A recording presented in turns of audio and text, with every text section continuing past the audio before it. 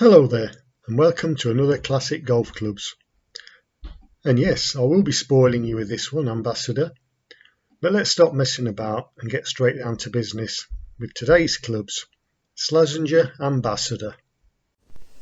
Beginning with the woods then, but before I talk about these, one of the things I like about Classic Clubs is when you bought a set of irons, for instance, you didn't have to fill it out with several wedges and maybe a few hybrids.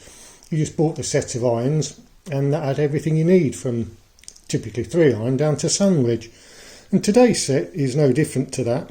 In fact, it goes one step further. The whole set is a particular model. So starting with the woods, these are 1, 3 and 5 wood.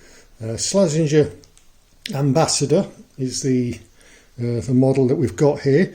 These first were introduced about 1968, and they were a lower priced club for Slazenger, aimed for the golfer on a budget, I suppose you'd say. Laminated face, nice chevron insert there to help lining the ball up. No screws in it, unfortunately. Typical whipping, and it's got a nice coloured head and aluminium sole plate on the one wood. The shafts on these are Powerflex shafts. I think this was a Slazenger model, made in England. And the grip, original grip, still in very good condition. We've got a nice big S there, and then the Slazenger name. Very good grips. And what have we got on the bottom? We've got the Panther there. So nice clubs there. 1, 3 and 5. So there we go, that's the woods. Now let's have a look at the irons that go with the set. The irons then, Slazenger Ambassador again. We've got the same Ambassador signature as we saw on the woods. The eagle-eyed amongst you have probably noticed straight away that the club here, which is the pitching wedge, is actually a different model. We'll talk about that one in a moment. But let's have a look first of all at one of the irons. This is a 3-iron. Spin that around so we can see the stamping better. We've got the Ambassador, I suppose it's almost like an autograph there. That emblem was used quite a lot by Slazenger there. It's on the Slazenger Plus International clubs that I've got, and it appears on a number of their models. I'm not sure, probably just represents their worldwide business. On the sole, picked out in black paint fill, we've got the club number and the Slazenger name. As you can see, these are an excellent condition set. The ferrule, black with a red band. So the shaft on these is again the Powerflex shaft, and we've got the same grips as well with the S there, the Slazenger name and the Panther, the running Panther on the bottom, and again in excellent condition. On the face we can see a nice frosted finish and some dots boxing in the grooves there. The actual club design itself is the reverse muscle design that we've talked about a lot in clubs in the past. It's a very popular design. Keeps the ball, tends to keep the ball down a little bit. So if you're playing links courses, this is a very nice design of clubs to have. I just think they're a really nice club, and anybody investing in this set would have been no doubt very pleased with the value for money that they gave. We'll talk about the Ambassador range after we've reviewed all the clubs and before we take these out onto the course. So here we've also got the 5, the 7, the sand iron, which as usual is a slightly different design, but a nice heavy sole on that one, nice club. And then we've got this one. I don't know why this one was included in the set. Whether it was to replace a club that was lost is probably the most likely explanation.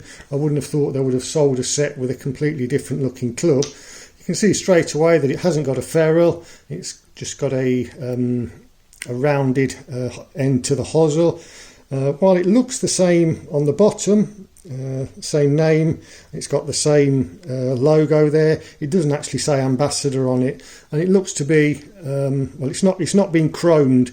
These look like they're chromed stainless steel, but this one is just stainless steel. It's a bit of a misfit really. The shaft is different as well. There's no Powerflex on there, and the grip And today this is an illegal grip, so I wouldn't use this club in a competition, but for social golf it's fine. But the wasted top portion here makes it an illegal club.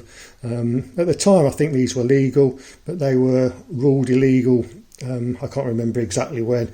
I'll try and bring it up somewhere here.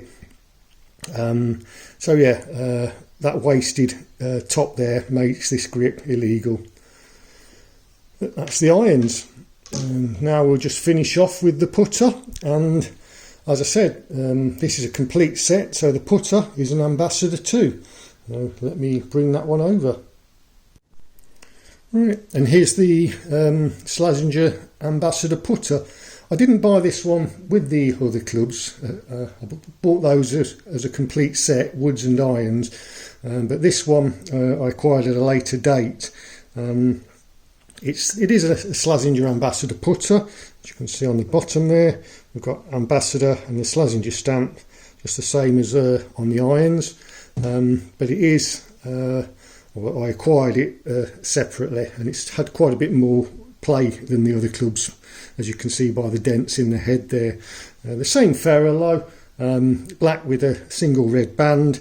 It is a very low profile putter, and it was also used as listed and sold as the B51 putter, which was available before the Slazenger Ambassador came out. So it's just been stamped as Ambassador. I suppose they couldn't be bothered to go to the trouble of designing a new putter for a budget range, so what better to do than stamp up an existing one as an Ambassador. But as I say, it's quite a low profile putter. If I bring in a ball there and put that alongside it, you can see it's barely comes up to the or the putter barely comes up to the halfway point on the ball. But in play, I don't find that I sort of sky the ball at any point. But if I do put those down beside each other, you can see that it is a very low profile putter, but a nice weight to it, flanged blade there, so we'll see how that goes on the course. Slazenger Ambassador first appeared in 1968, as shown in this article from Golf World magazine, February 1968. The Ambassador model was last listed in Golf World Equipment Guide in April 1982, so we can assume that it was withdrawn soon after that. There were a few changes to the design, and we'll look at those in a moment, but first let's focus on the original. We can see that unlike the set just reviewed, these are a traditional muscleback style rather than the reverse muscleback. The grip is described as black fine line, which sounds different to those on the set just reviewed. We can also see that the price is quite a bit lower than the Jack Nicklaus model reviewed in the same article, almost 40% cheaper, so a significant saving. And we can also see that Slazenger appears on the back of the head rather than on the sole of the club, as those we've just reviewed. Next we have the model that we've just reviewed, and I think that this was the next one in line, as it still features the Ambassador signature. And then we have this version, which is again a reverse muscleback design, but now has the crest and Ambassador is shown in capital letters rather than the signature. I said that we'd feature the B51 putter, and here it is. It looks exactly like the Ambassador putter, as you can see, but the ferrule looks like a slightly earlier design. It's also worth noting that the B51 is separated by a full stop, while the later B51 irons, which first appeared in 1978, weren't. So this putter is clearly a much earlier model than the B51s, which appeared significantly later. Right, here are the lots for the clubs, which usually means it's time to get out on the course with them and play a few holes.